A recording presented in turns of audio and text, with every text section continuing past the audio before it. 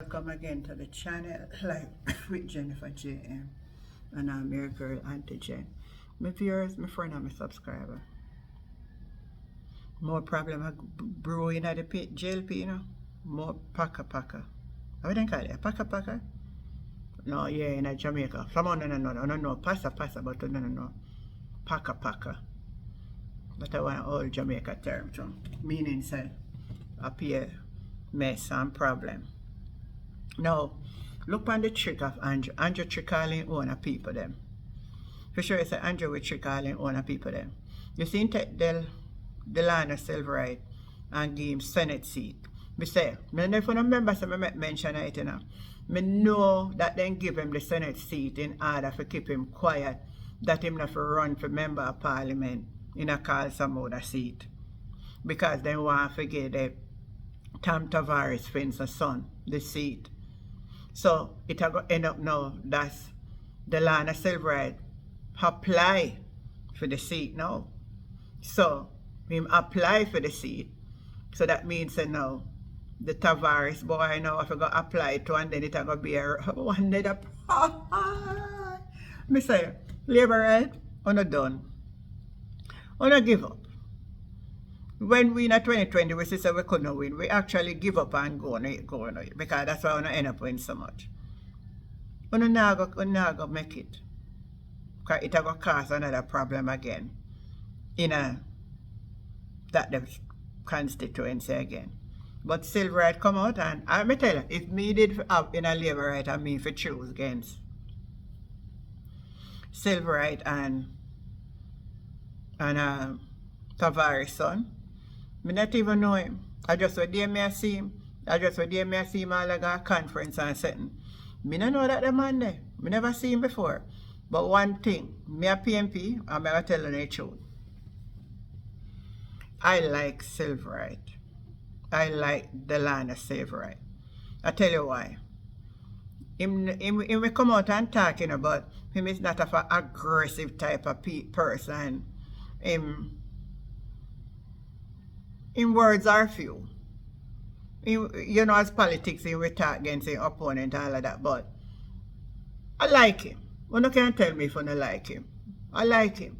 So, if me and the Labour right then, me that choose him over Tom Tavares' son. Take a listen to what Silverite have to say. My friend, I want to take a moment to share something very important with you.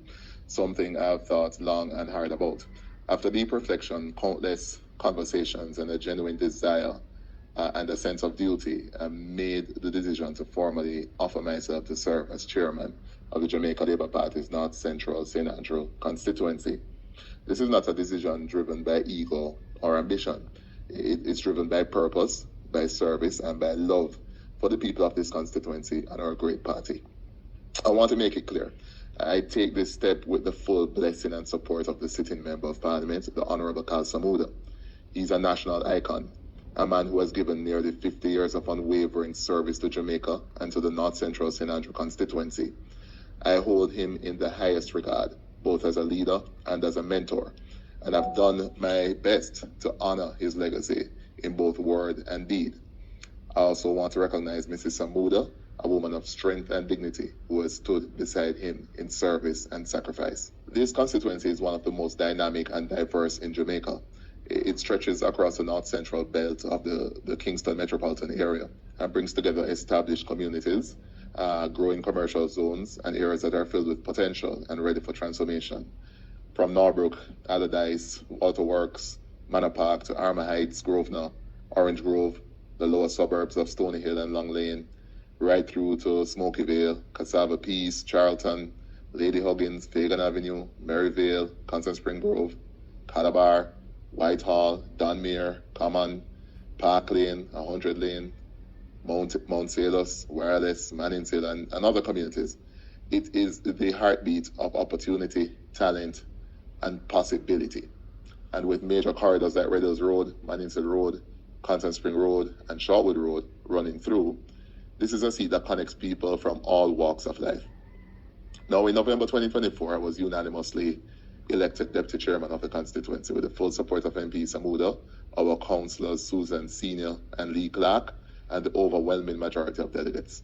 That moment was a strong vote of confidence in my leadership and in the work I've quietly been doing over the years. Since then, the calls have only grown louder from delegates, constituents, party supporters, and even people overseas, asking me to step forward with clarity and lead with purpose. And so I'm answering that call with humility, but also with firmness. I'm stepping up to help mobilize, organize, and energize this constituency into a model for the rest of the country.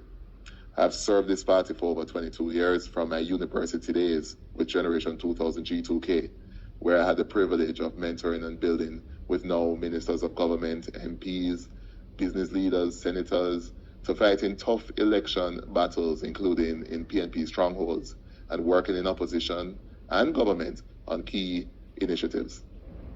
I've had the honor of serving as a junior opposition spokesman for tourism, working closely with the late Shaina Robinson and Minister Edmund Bartlett, and I'm also honored now to be Minister of State for Tourism.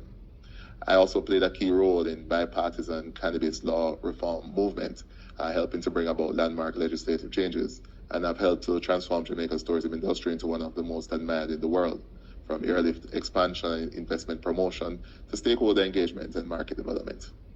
I've also been privileged to serve on major boards like JAMPRO, the Jamaica Tourist Board, the Jamaica Information Service, the Cannabis Licensing Authority, the National Insurance Fund, and many others, under both the Bruce Golding and Andrew Holness-led administrations.